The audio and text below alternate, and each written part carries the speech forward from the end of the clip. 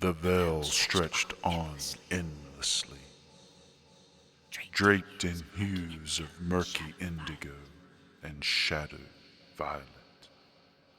A world caught between the clarity of dreams and the dense fog of nightmares.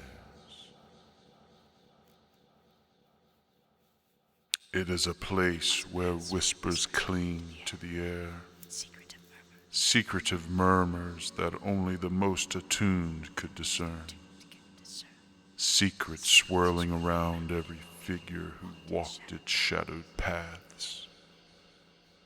Here, there is neither day nor night, only an ever-present twilight that held the realm in a state of quiet unease. In the stillness, a figure moved along the winding, mist-covered path lined with trees whose branches clawed into the gloom. Their leaves tinged silver under the flickering starlight. His steps were soft, each one a practiced, cautious movement, as though he were wary of the ground beneath him. Shadows stretched away from him, obedient to his presence but somehow restless, as if aware of an unspoken tension within him. The cloak of silence around him felt strangely oppressive, thick with an anticipation he could neither name nor shake. He paused by the river of memories, a slow, winding current that shimmered faintly, catching glints of light from some unseen source. This is a place of countless forgotten dreams, fragments that flowed on in a constant drift, carrying the weight of hopes, regrets, and half-formed desires. He reached out with a gloved hand, tracing the water's surface. For a moment, visions flickered across his mind. A woman laughing, a child reaching for something in wonder, a man crumbling in despair. He pulled back, as if burned, resisting the allure of each fleeting image. Such visions were forbidden indulgences, dangerous distraction from his purpose here. Purpose. That is what drove him. That is what defined him. Though recently, there were times he doubted even that. As he continued through the sleep veil, he moved past familiar haunts, each with its own unsettling charm. The Veilfire Woods lay nearby, a dense thicket that pulsed with an ancient heat, where fiery blossoms known as flare blooms glowed faintly, their petals shimmering like embers. This forest had witnessed unspeakable moments, dreams and nightmares alike twisted into a feverish intensity, and he could feel it, the prickling energy rising from the soil as he passed. He didn't linger here. The warmth felt wrong, almost hostile against his cold, detached presence.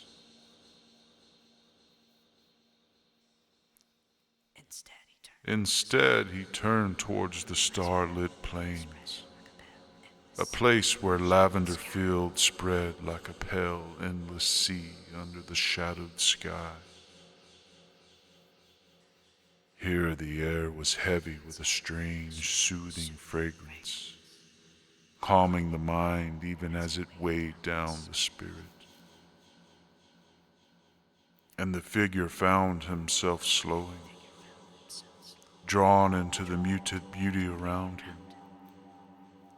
He glanced up to see the endless stars frozen in the midnight sky, faint and unmoving, as if caught in a spell of perpetual stillness. It was here that he often came to think, though the thoughts that crept into his mind were not always welcome.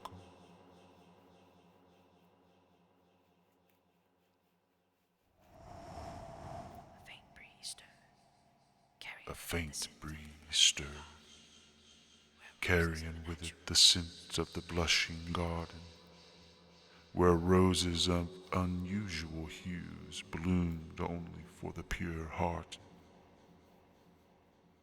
Though he had passed by many times, he had never entered, sensing that his presence would somehow taint the place's delicate beauty.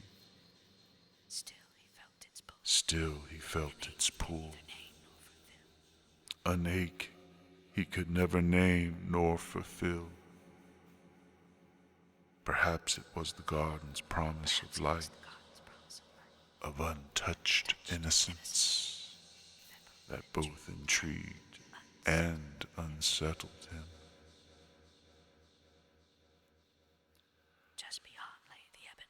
Just beyond lay the ebon wold, dense and foreboding, the air thick with untold stories and hidden fears. Here each tree was a dark sentinel, tall and twisted, as though carved by an ancient force that bore witness to countless torments. He avoided looking directly at them.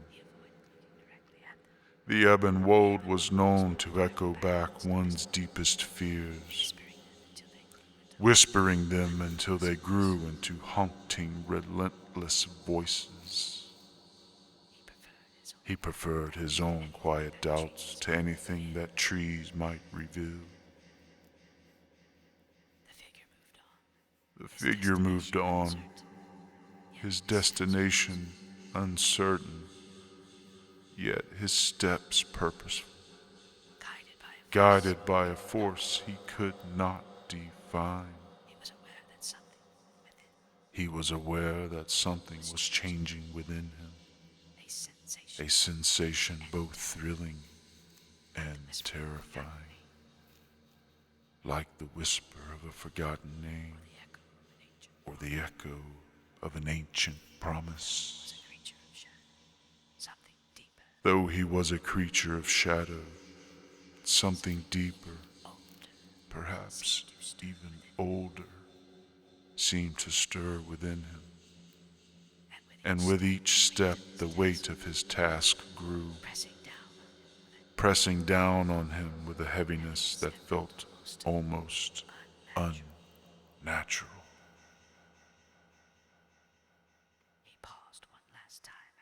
He paused one last time at the silver-leaf tree, its branches shimmering as though brushed with stardust, leaves moving faintly in an unseen breeze.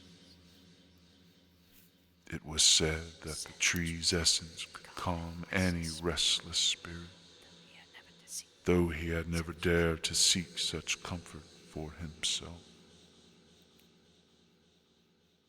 He reached out, tracing a single silvery leaf with his gloved fingers. He imagined, just for a moment, what it might feel like to hold something fragile, something innocent, without the threat of ruin.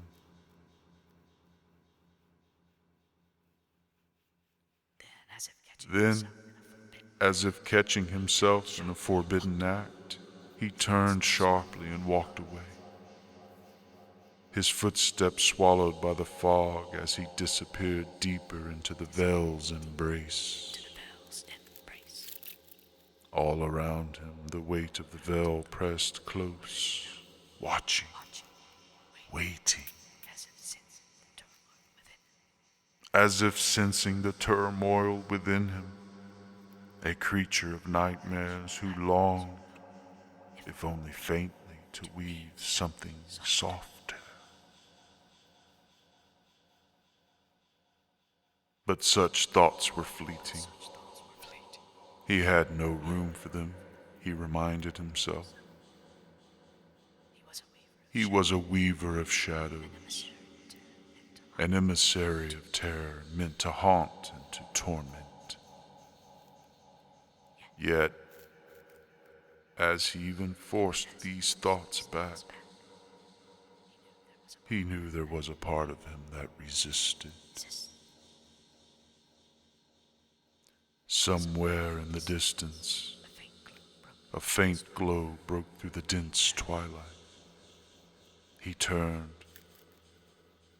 drawn toward it against his own will, a faint glimmer piercing his thoughts as he approached the edge of a meadow. The light called to him, a lure into the unknown.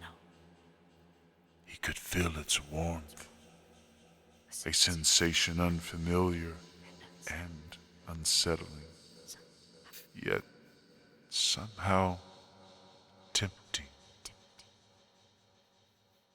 And in that moment, the figure realized that something in him had already shifted. The sleep veil lay behind him, shadowed and silent. As he stepped toward the light, his dark, featureless face caught the faintest glimmer, and his expression, if he had one, might have held a flicker of wonder, or perhaps even hope. But such emotions did not belong to him. He was Noctis, a keeper of darkness, and though he turned toward the light, he could not deny the shadows that clung to his every